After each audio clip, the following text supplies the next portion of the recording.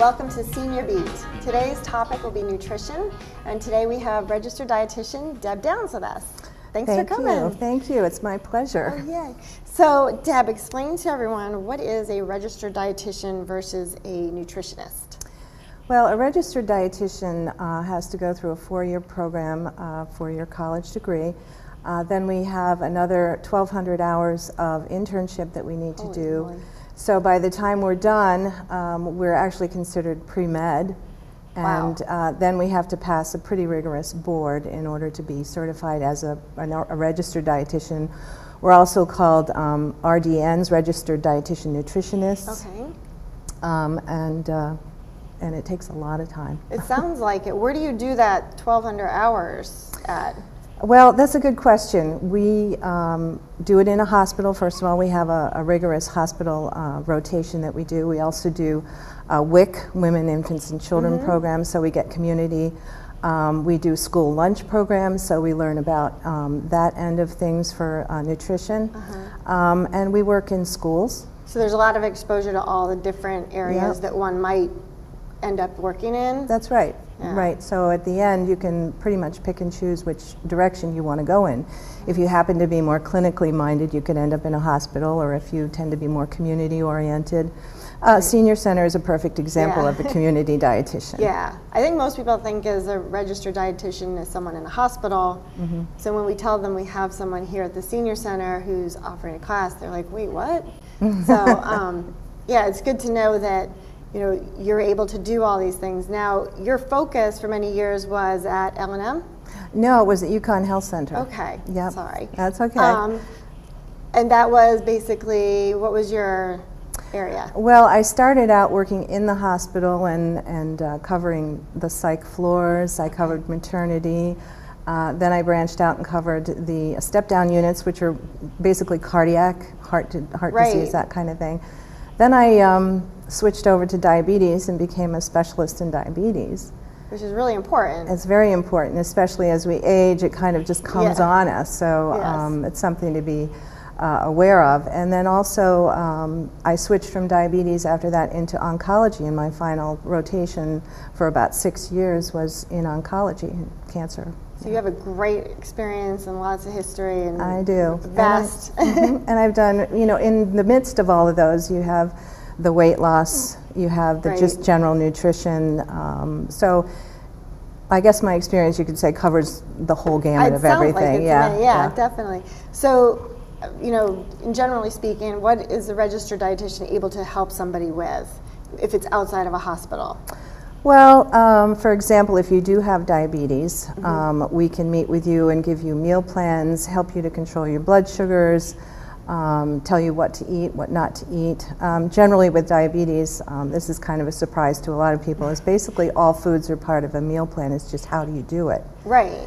And then if you have heart disease, it's teaching you how to keep a lower salt diet, how to watch your fat content, which all kind of plays into heart disease. Yeah.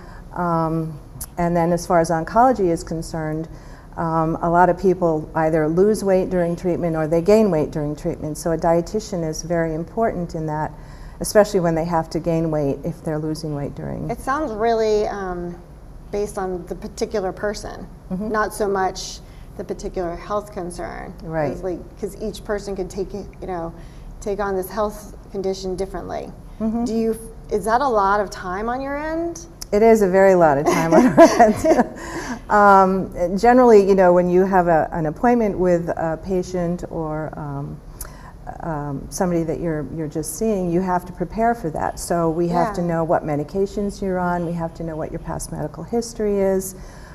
We have to look and see if there are any food and drug interactions with any of your medications, especially people that, for example, have are on Coumadin, a blood thinner or something like that. Right, and so that's where we can help tweak your diet so that you can. I can't remember what it is. I think is it lettuce?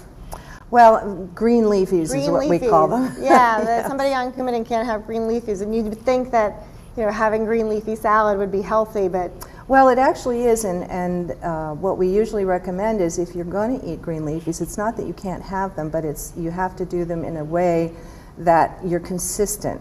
Right. So this is just with Coumadin blood thinner. It's not with any of the newer drugs that have come out. The diet isn't really that important with those drugs. And if somebody had, from watching this show, a concern, they could reach out to you or another registered dietitian for specific help. Absolutely, and I think one of the important things to remember too is certain medications that we're on, like the statins that help control our cholesterol, and any blood pressure medications, a dietitian can help you possibly get off those medications with even better nutrition for losing weight, and that really can help you get off those medications. I think a lot of people relate nutrition to I'm going to lose weight, not being off medication. So that, I think, is a huge thing for people to know. But getting back to the losing weight, how much of being a registered dietitian is about helping somebody be at a certain weight versus being healthy? Well, I like to focus more on the nutrition end of it as opposed to the number. And it is said, however, that if you lose like 5 to 7% of your weight, you're generally in a good direction for getting off some of those medications. Right. But if you start eating healthy, I think the weight loss will follow. It's just a question of knowing what to eat, when to eat it. Right. Dessert can even be part of your lifestyle if you want. Yeah. It's just a question of knowing how to do it. Right. And that's where the dietitian comes in, because she can take you as an individual, which, as you pointed out earlier, is important. You need to take each person individually because everybody is different. We're not cookie cutter as far as our nutrition is concerned. So if you look at their lifestyle, what I would normally do is say, okay, do you eat 3 meals a day? Oh, that's a good factor, Which is really important, to eat 3 meals a day. Your mother was right. Breakfast is the most important meal of the day. Yes, I totally tote that. Breakfast is number one. And what do you like? What don't you like? I will not tell you to eat something that you don't like if you're not going to eat it. Yeah. It's a waste of both of our time. Right. So basically, finding out what your likes and dislikes are, and making a meal plan that's specific to you. Nice. Now getting back to the dessert thing, holidays, get-togethers, you're out and about, when we're with others, you're not home eating, you're not home preparing your own meal.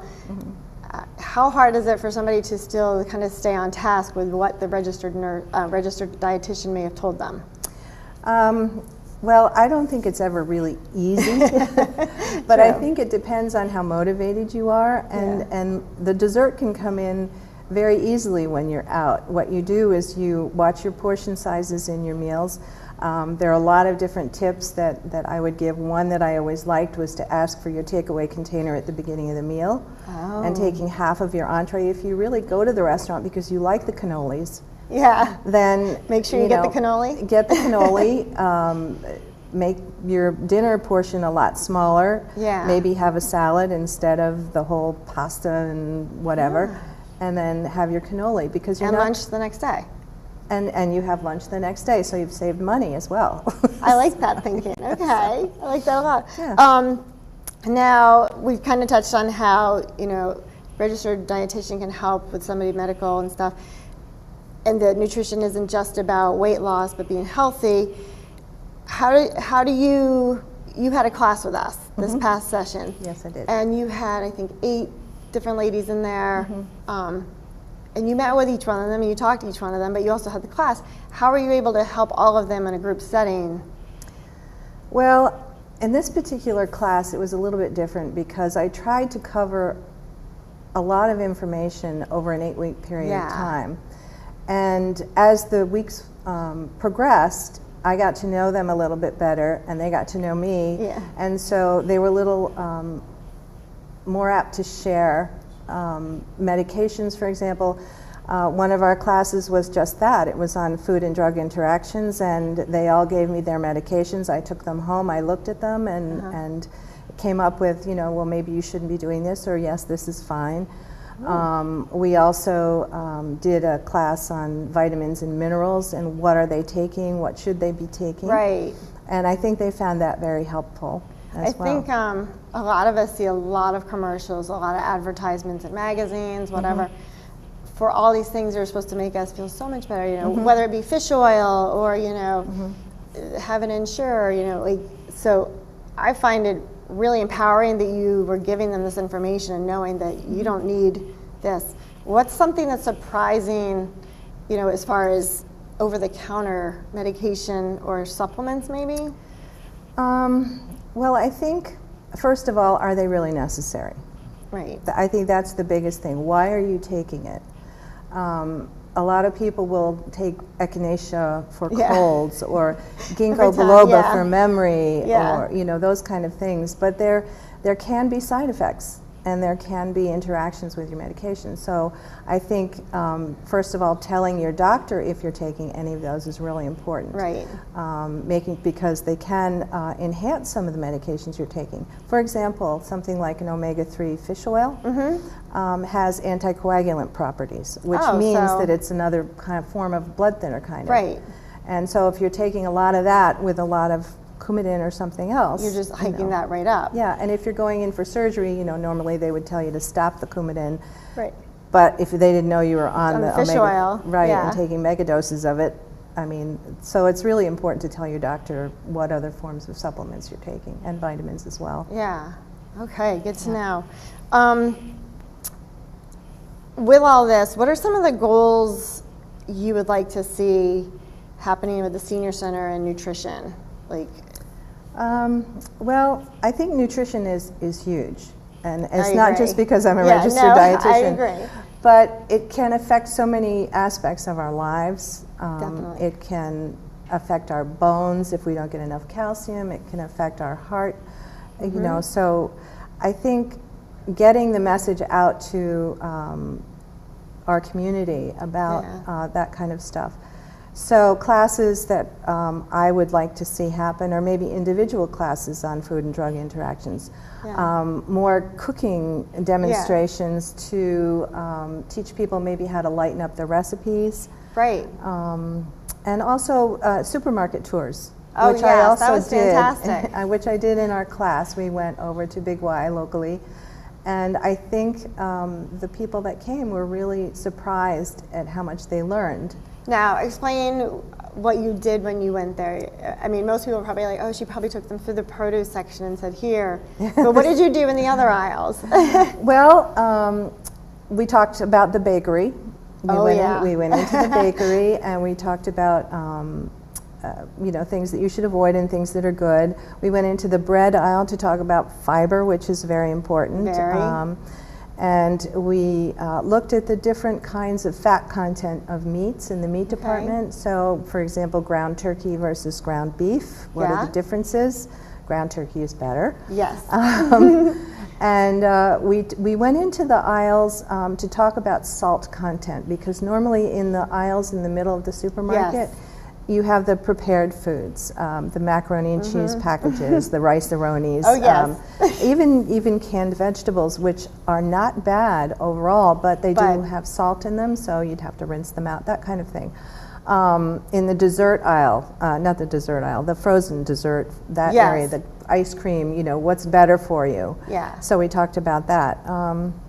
Trying to think what else we did. We actually, it took us an hour and a half to go around the entire supermarket, I think the women that were with me were very pleased to learn as much as they did. Okay. So I didn't get to go with you for that, but I did come in the day you were doing the cooking demonstration, and you were making this amazingly smelling chili. And so, you know, we make chili at home all the time, but I'll admit it, I'm using the canned beans. What were some of the ingredients you were using that would have been different than what somebody would make just at home normally? Well, I think I use more vegetables in my chili. I also do use canned beans. Those are one of the things in the center of the store in the aisles that you can use. Okay, good. But yeah, it takes a long time to soak the beans, really and does. sometimes they come out tough, and so canned beans are actually the go-to. But what I do with the beans, just as an aside, is I rinse them off, because the starch what you were saying before, the beans can kind of upset your GI system a little bit. Okay. And but I use different kinds of beans because they have, so I'll use like a chickpea, I'll use a red bean and a black bean just for color. Right. But as far as the vegetables are concerned, I will replace some of the meat with zucchini, Oh, yellow that's what squash. you had, yes. Yeah. Corn. You can put that in there. And then canned tomatoes. I use canned tomatoes with zesty chilies. and that's fine. It does increase the sodium content, so that's something you would have to watch if you were making it for somebody who couldn't have so much salt. Okay. And then rather than using ground beef, which is the usual go-to for people when they're making chili, is I use the ground turkey. Right, which I tasted it after, and it was phenomenal, and you wouldn't know, I couldn't tell the difference between it, and I thought it was one of the best chilies I ever had. Oh, so good, thank you. You're welcome. I'm glad I got to stop in. We are kind of winding down here, and I wanted to ask you a few more things. What is, we're coming up on the new year, but what is one of your things you probably kind of suggest to people, not just the new year, but throughout the year? Like, what's a golden rule? Moderation. Yeah. Nobody likes that word. I know. But I think, we all make New Year's resolutions. I'm the same way. But I think during the holidays, we do tend to overeat and overdrink. And if we could just moderate and what I call practice mindful eating. Oh, yes. By looking at what is around you and making some choices. Yeah. You can have the things you want. It's just a question of making it a mindful decision. Right. The whole mindfulness is savoring what you're eating, actually tasting it, knowing that you can have a smaller sliver of pumpkin pie. That's part of it. Just enjoy it just as much as that one. That's right. That's right. Sometimes all you need is a taste. Yes. Really. And try it, and if that's all you need, then you're ahead of the game. Yeah. I think it was one of your classes, you said, you can share with somebody. I don't know if it was a cannoli, you were talking about something, and you're like, well, if you really want to have it, share with your friend. I was like, that's a brilliant idea. Yeah. Well, there's a lot of ways that you can cut down on things, and talking about New Year's resolutions, if you do find that you've kind of overindulged over the holidays, and I always find that my body will tell me. Oh, yeah. Then at the new year, first of all, don't expect that it's all going to fall off at once. And if you want to lose that extra 5 pounds that you gained over the holidays, take it slow, be realistic about it. Yes. Do little things. There are little things you can do, like eliminate sugared drinks or eliminate the alcohol that maybe you drank too much of over the holidays. Right. Don't drink the designer coffees, the lattes that have hundreds of calories in them. Now, does that go back to the adult beverage at the parties, don't go with the sugary versus... Well, that as well. Okay. Yep. Or if you want to do wine, have a wine spritzer instead. That cuts the calories in half. Use a light beer or a non-alcoholic beer, though they tend to have the same amount of calories in them. And then in the new, decrease the fat when you're cooking and increase your exercise. That's huge. And one of the things that I always wear is a pedometer. Yeah. Yeah, you've got yours on. And these just kind of keep you honest a little bit, and the golden rule is 10,000 steps a day. Yeah. A lot of us can't do that, but if you have a pedometer, you can look at it and say, well, I did 2,000 yesterday, I can do 2,500 today. Right. Kind of better, you're better. Right, and exercise does help any kind of, if you want to lose weight loss effort, especially if you get stuck. Yeah. So that's then you have those who plateau, but it's just, like you said, don't give up, keep going. Absolutely. Be patient. Be patient. It took you 3 or 4 weeks to put all that weight on. It's not going to take you a week to take it off. And also, I think it's important to not eliminate any food groups when you're trying to lose weight. Right. You should Some always... people do that. They do. They'll have like a very, very low carb diet because they think carbohydrates are bad for them.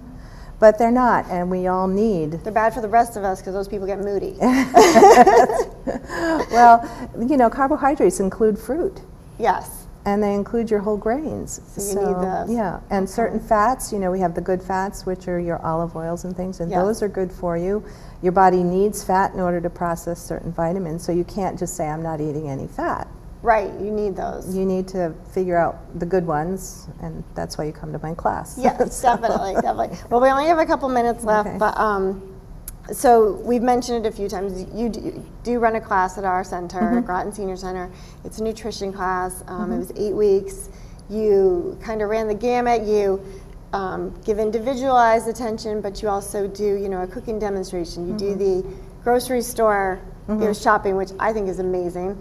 But all the ladies I talked to said they really enjoyed the class. I wish I'd gotten to talk to them about after the shopping, but is there anything else you'd like to mention before we have to sign off? Well, just in general, as far as trying to find a registered dietitian, there are a couple of websites. One that I would recommend is eatright.org. It's eatright.org, O-R-G. That is my national affiliation, yeah. And then the other one to help you track what you're eating is called myfitnesspal.com, and it's myfitnesspal.com. Okay. And those are all great websites, and sometimes your insurance can cover being seen by a registered dietitian. A lot of Medicare will cover, I think, a couple of nutrition visits a year, but they have to be done in your doctor's office. So could you ask, call up the nutritionist or dietitian and say, do you take my insurance, or am I covered by you? Right, okay. Right, or the doctor's office where you are, because a lot of doctors may not have a registered dietitian. They may be able to refer you to one, or they may have one on staff. Oh, wonderful. Okay, cool. Well, this has been so much information. I can't believe we've been worried about having enough to talk about. Thank you very much, Deb. It was a pleasure having you. Thank you, everyone, for joining us today. It's been a wonderful talk. We hope to have more of these. And again, Deb will be offering a class with us at Groton Senior Center, nutrition, and please join us. But for more information with that, you can call us at 860-441-6785. And we're starting to register people online as well for that. So, great. No excuses. Yes. Thank you, Cindy. Thank you, Deb.